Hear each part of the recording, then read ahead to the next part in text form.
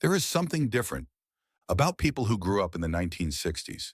Something quiet, something deep, something you can feel, even if you can't explain it. When they were only 6 years old, they practiced for the end of the world. No screens, no safety nets, no digital comfort, just small desks, hard floors, and the knowledge that everything could disappear in a single flash of light.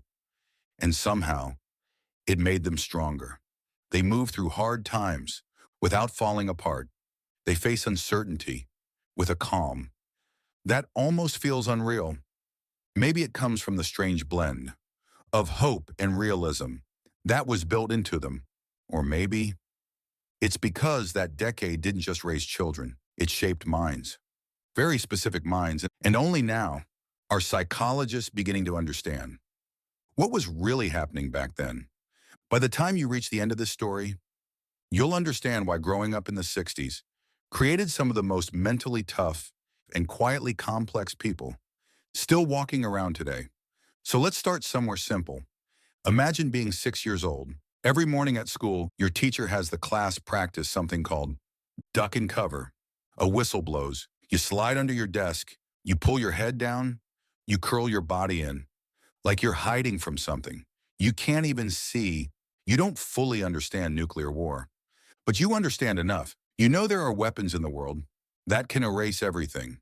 You know the life your parents are building could vanish in a bright, blinding moment, and somewhere deep inside, you also know the truth. That little wooden desk won't really save you. This wasn't trauma. The way we usually think about trauma, it was something stranger. You learned to live with two opposite truths at the same time. The world might end tomorrow, and you still have to finish your homework tonight. Psychologists later gave this a name. They called it productive cognitive dissonance. But back then, it was just another school day. And here's the part no one expected. Instead of creating a generation frozen in fear, this constant background threat built something else entirely. It created people with a different relationship to uncertainty. When you practiced for the end of the world, before you even turned 7, normal problems don't feel quite as terrifying anymore. Lose your job? At least the planet still exists. Your relationship is falling apart. The sun still rises. They learned early that stressing over what you can't control only drains your energy. So slowly, quietly, they developed a rare mental skill, a kind of psychological triage. They learned how to sort life into two piles: what can be changed and what must be accepted, not because they read it in a book, because they lived it. Now, come with me to a Saturday evening in February of 1966. You're sitting in the living room. The whole family is gathered around the television. The air feels heavy, quiet, expectant. And then, 4 young men from Liverpool walk onto the Ed Sullivan Show. The screaming is so loud you can barely hear the music. Your older sister is in tears. Your parents look uncertain, a little uneasy, like something just shifted, and they can't quite name it. And you're watching something you don't yet have words for. You're witnessing the beginning of a cultural earthquake. The Beatles didn't just change music, they revealed something much bigger. They showed an entire generation that the world could flip upside down. Overnight, 4 ordinary young men proved that what everyone believed was permanent could be shaken in a single television moment. Things that once felt solid suddenly weren't. What people thought would last forever could fade into old news in minutes. And that lesson went deeper than hairstyles or favorite songs. Children of the 60s learned early.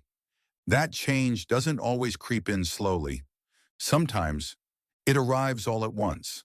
That's why so many of them grew into adults who aren't afraid of disruption the way others are. They've watched entire ways of life shift beneath their feet, and they kept moving forward. They understand something most people forget.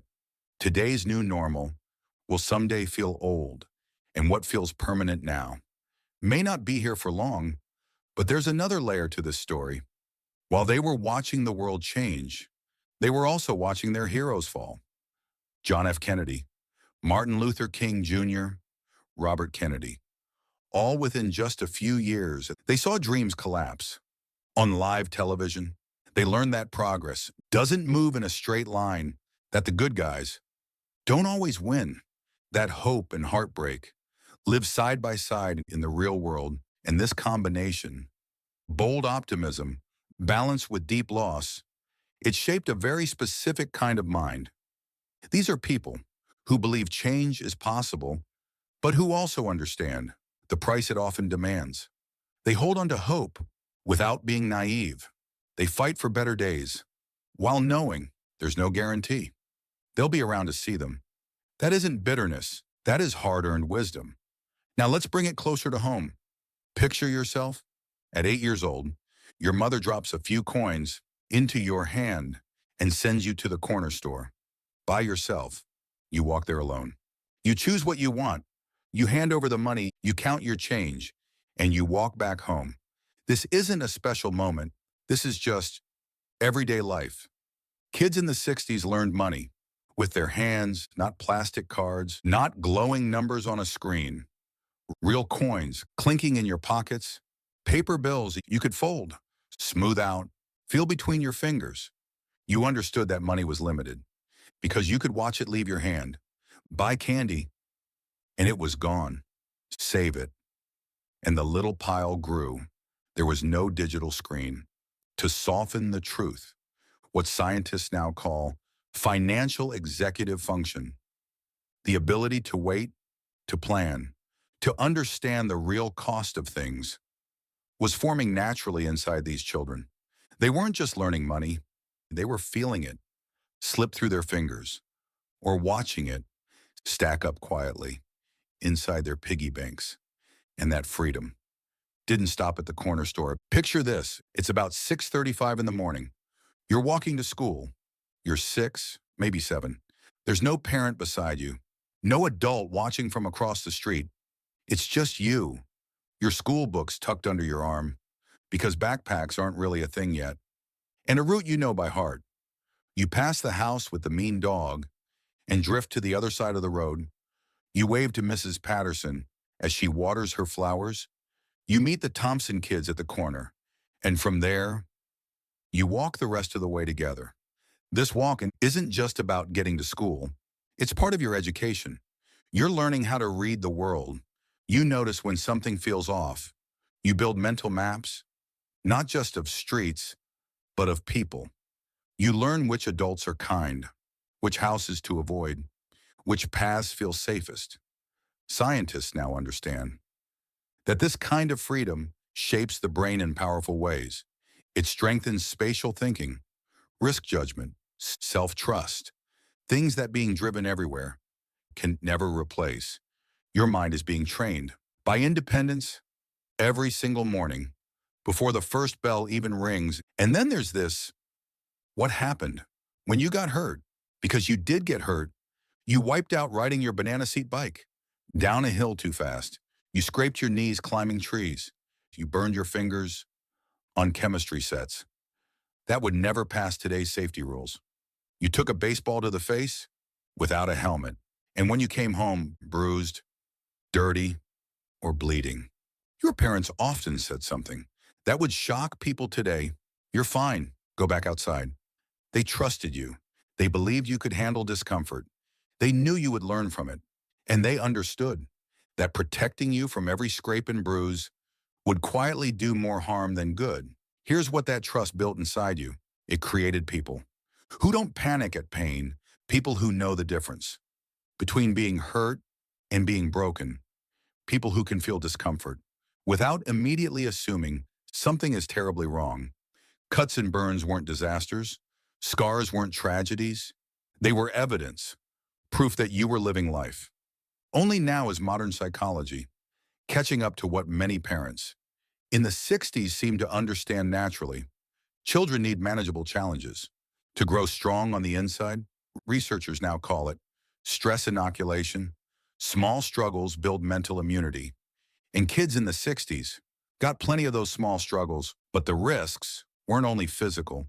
Picture this. It's a Saturday afternoon. You're in the living room with your father. Out in the driveway, the hood of the family car is propped open. He places a wrench in your hand and shows you how the engine really works.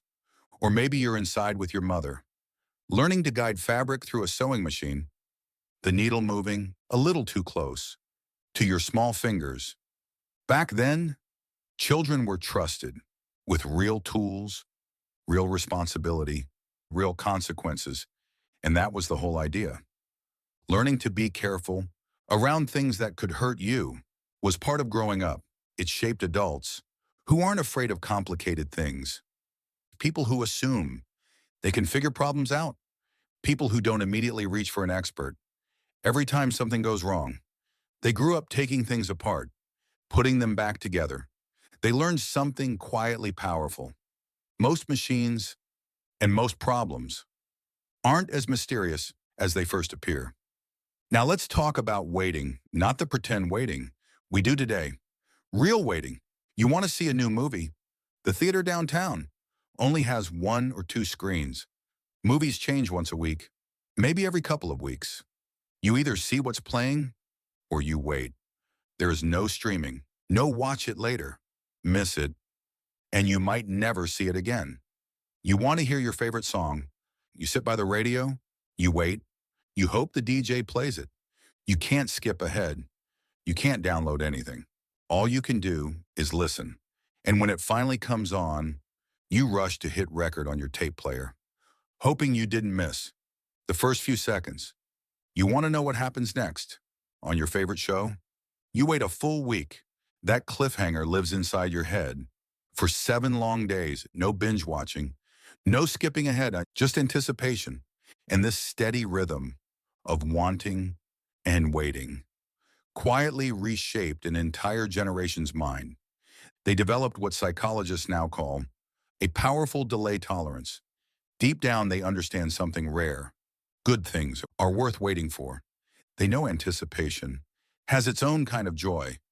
They don't expect everything to arrive instantly in order to matter.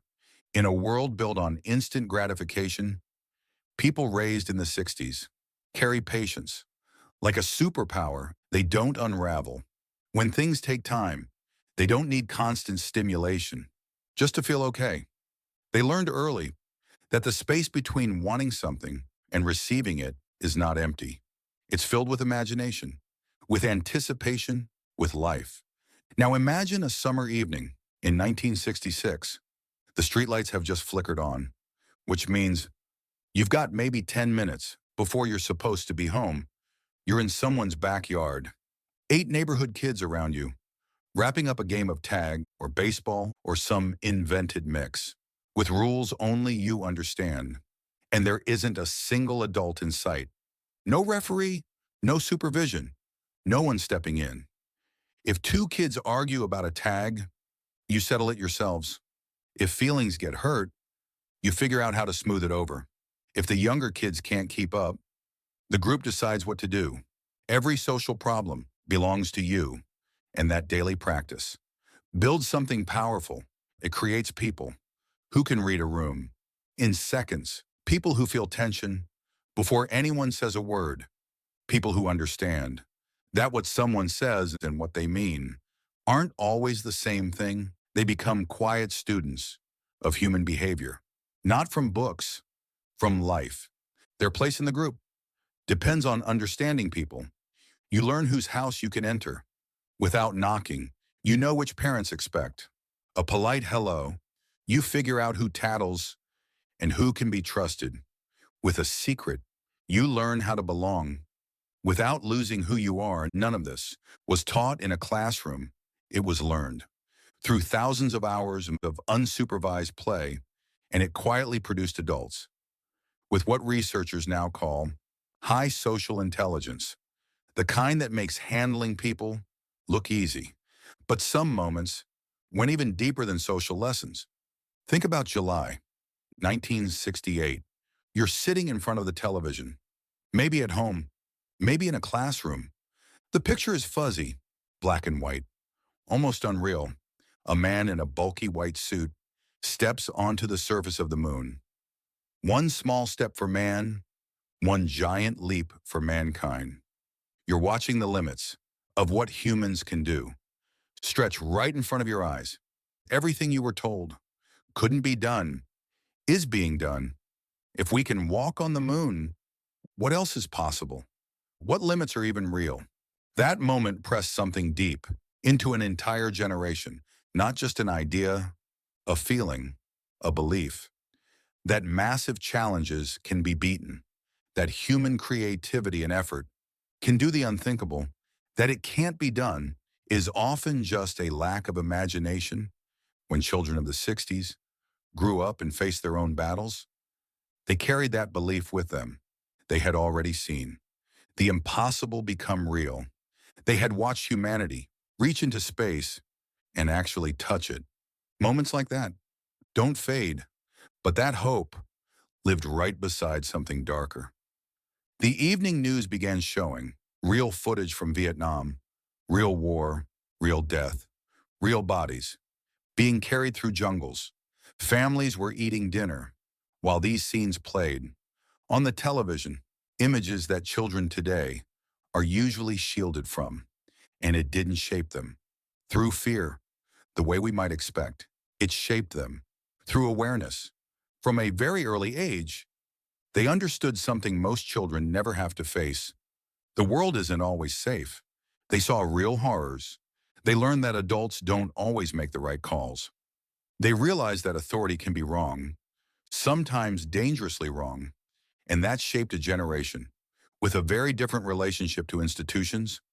They respect real ability, not fancy titles. They follow leaders who earn trust, not those who simply demand it. They learn that questioning authority isn't rude. Sometimes it's responsible. And yet, even with all the darkness they witnessed, the assassinations, the war footage, the nuclear drills, the broken dreams, their optimism carried a quiet defiance because they also remember the March on Washington. They remember the Civil Rights Act becoming law. They remember watching change happen because people believed it could and refused to accept that it couldn't. They learned to carry two truths at the same time. The world can be cruel and the world can improve. Progress is possible, but never promised. Hope makes sense, but it is not blind. That balance, the ability to believe and question at the same time, may be their greatest inheritance. Now let's bring this closer to something personal. Picture a Saturday morning. Cartoons are on television. You watch for a while, then the station signs off or switches to something boring, and suddenly you're faced with a choice.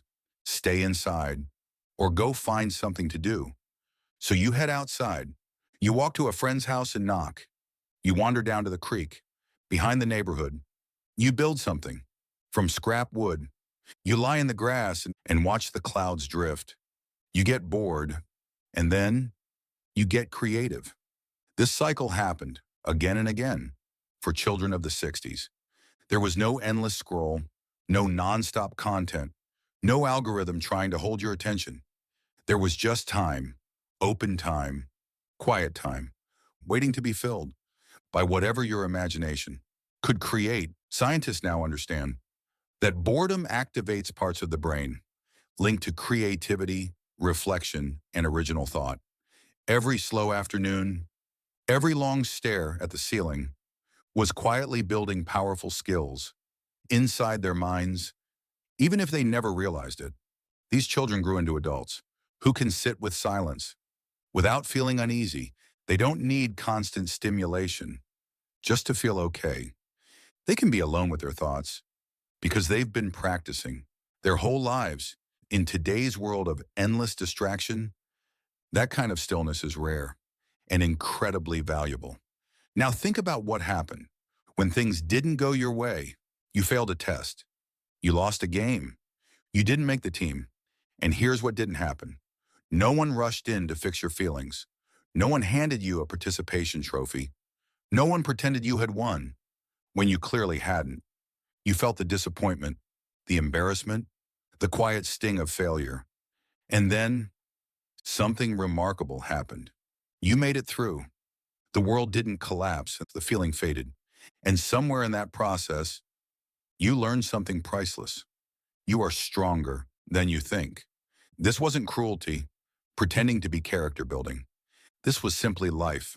Sometimes you lose, sometimes you fail, sometimes things don't go your way, and no one can fix it for you. All they can do is help you stand back up. Children of the 60s learned this early, and they learned it often, what psychologists now call frustration tolerance. The ability to face setbacks without falling apart was quietly forming through dozens of small disappointments that no one rushed into a race. They learned that failure carries lessons, that losing can teach you more than winning ever will, that real resilience isn't about avoiding struggle, it's about moving forward in spite of it. These are people who carry something our modern world desperately needs. They remember what it felt like to be trusted, to be left alone, to solve problems without someone hovering over them. They remember a childhood that was a little risky and a lot free. They are living proof that resilience isn't something you're born with, it's something you build. That real confidence comes from practice, not protection, and that the greatest gift you can give another human being isn't a smooth, perfect road. It's the belief that they can handle whatever comes their way. In a time overflowing with anxiety and emotional fragility, they stand as quiet proof that there is another way, not a perfect way, not a painless way, but a way that shaped people who can face storms, adjust to change, and still hold on to hope, even when hope feels foolish. They were raised in a decade of assassinations and moon landings, of cultural earthquakes, nuclear fears, unmatched freedom, and heartbreaking loss. And somehow, maybe because of all of it, they learned to carry both sides of life at once, the hope and the fear, the joy and the grief, the belief that things can get better, and the quiet knowledge that they might not. That is the mindset of people who grew up in the 1960s. And it is a mindset we could all learn from.